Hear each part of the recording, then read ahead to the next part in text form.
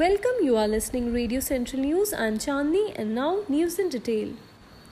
India's COVID-19 tally raised past 52 lakh with 96,424 people testing positive in a day, while the number of people who have recuperated from the disease rose to 41 lakh 12,551 on Friday, according to the Union Health Ministry data. The country's recovery rate stands at 78.86%. The total coronavirus cases mounted to 52,14,677, while the death toll climbed to 84,372, with the virus claiming 1,174 lives in a span of 24 hours. The COVID-19 case fatality rate due to the coronavirus infection has further dropped to 1.62%. There are 10,17,754 active cases of COVID-19 in the country, which comprises 19.52% of the total caseload. India's COVID-19 tally had crossed the 20 lakh mark on August 7, 30 lakh on August 23, 40 lakh on September 5, and it went past 50 lakh on September 16. According to the ICMR, a cumulative total of 6,15,72,343 samples have been tested up to September 17, with 10,06,615 samples being tested on Thursday. Lok Sabha proceedings were adjourned till 5 p.m. on Friday, following ruckus by the opposition over certain remarks by BJP members. The ruckus happened during the introduction of the Taxation and Other Laws, Relaxation and Amendment of Certain Provision Bills 2020.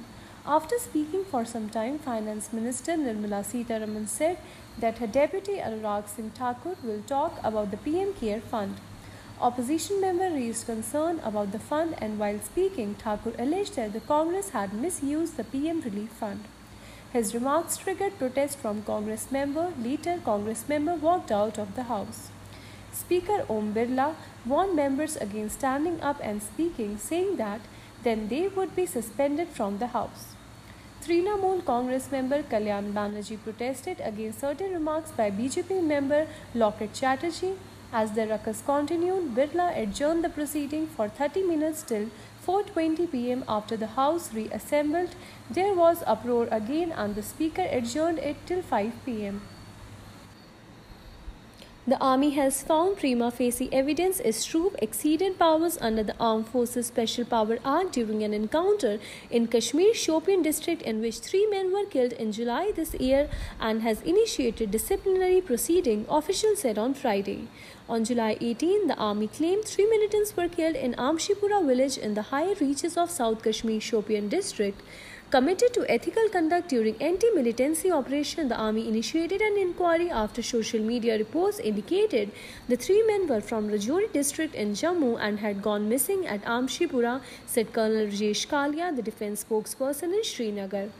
The probe was completed in a record 4 weeks. The families of the 3 men from Rajouri who worked as labourers in Shopian had also filed a police complaint. In a brief statement, the Army said the Shopian operation contravened the do's and don'ts of the Chief of Army Staff approved by the Supreme Court.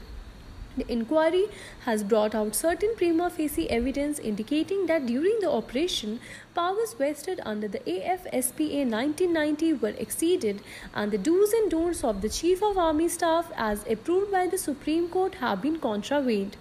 Consequently, the competent disciplinary authority has directed to initiate disciplinary proceedings under the Army Act against those found prima facie answerable, the statement said. It is not immediately clear how many army men are being proceeded against. Greta Thunberg has been called a little brat by Jair Bolsonaro, poorly informed by Vladimir Putin, and a person with anger management problem by Donald Trump. But a new documentary on the Swedish climate activist shows her as a hard-working and selfless teenager dedicated to preserving the planet for the future generation. Premiered at the 45th Toronto International Film Festival, I Am Greta, directed by Swedish filmmaker Nathan Grossman, documents Thunberg's journey from a schoolgirl striking alone in front of the Swedish Parliament a year ago to the climate warrior galvanizing a global movement today. The 16-year-old comes off as a tough-talking fighter with an eye for detail who takes people not by their word but for their action.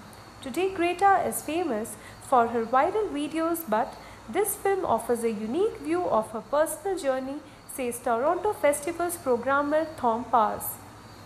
The film begins with Thunberg sitting in front of the Swedish parliament holding a placard that reads, "School strike for the climate."